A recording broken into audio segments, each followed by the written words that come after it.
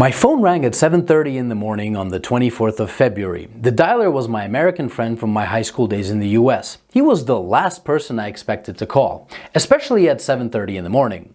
I knew immediately that the war has actually broken out. The beginning of the war did not surprise me. In fact, it's long overdue. What surprised me was the fact that he knew nothing about the suffering that the Russian Ukrainians had endured over the past 8 years. Let me get something straight. NATO promised that they wouldn't move an inch to the east. That was a lie. And now we are surrounded by an aggressive military alliance.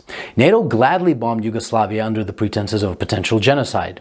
Did they bomb just military installations? No. NATO destroyed schools, hospitals, bridges, cultural monuments, private businesses, and industrial plants. Did you forget about that? Did you forget about how NATO pumped money and weapons into Georgia right before Georgia bombarded Russian peacekeepers and civilians? Of course you did. Because your media doesn't want you to know. Did you forget how yet another territory was ripped away from Serbia? Do you not remember Kosovo? Did you protest then? I bet you didn't, and I bet you didn't even care. Did you forget the invasion of Libya? If you're in Europe, you can't forget. Thousands of migrants are your daily reminder of what your governments did to that country. Did you protest the illegal invasion of Syria by Turkey and the US? I bet you didn't. Do you care about Saudi Arabia starving Yemen? I bet you don't.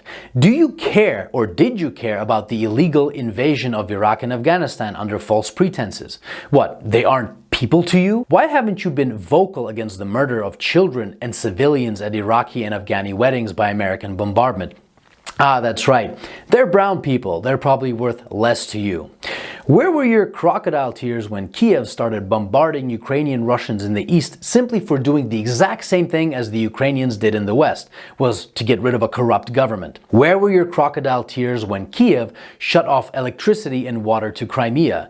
Where was your Save the Ukrainian People when 48 civilian anti-Maidan Ukrainian protesters were rounded into a Union trade house and burned alive, whilst those who tried to escape the fiery hell were beaten and shot? Do you by any chance know who the Madonna of Gorlovka is? Do you know what the Alley of Angels memorial is? Let me give you a hint. People engraved into that memorial aren't alive, and they are not adults.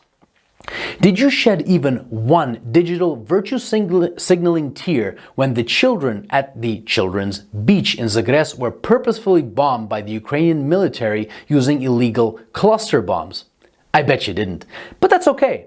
How would you? Your mainstream media keeps you in the dark. For 8 years, the US and its allies have been pumping billions of dollars worth of lethal weapons into Ukraine. For 8 years, the Ukrainians have been waging a war with their own people in the east. And for 7 years, Russia and the people of the Donetsk and Lugansk republics have been patiently waiting for Kiev to adhere to the Minsk agreements.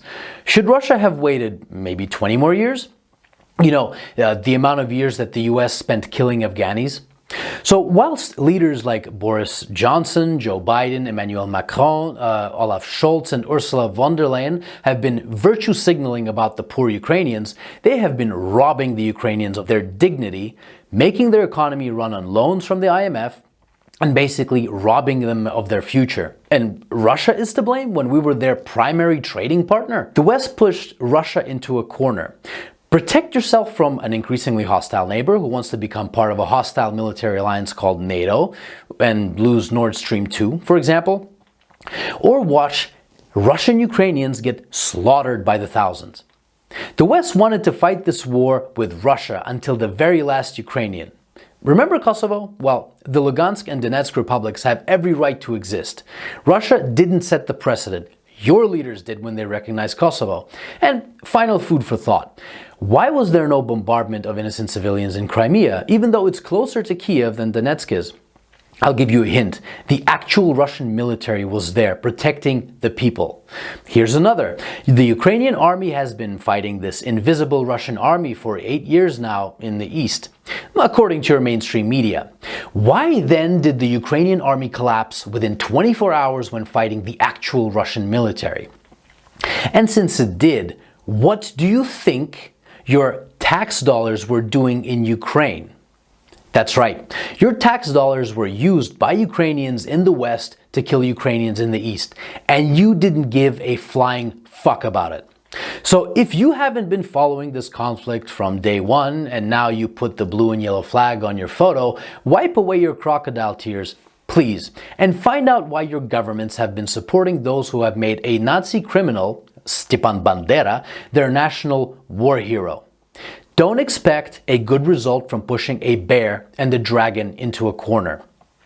And definitely don't be surprised when that bear and that dragon begin pushing back. So if you haven't been crying for the collectively millions of dead Iraqis, Afghanis, Syrians, Libyans, Yugoslavians, and East Ukrainians these past 20 years, but you're crying crocodile tears for Ukrainian military installations, wipe them away and think about what your governments have been doing and what they're still doing. And I hope that this 8-year story of a war started by a criminal Ukrainian government against its own people can finally come to an end, and Ukrainians and Russians can finally live in peace.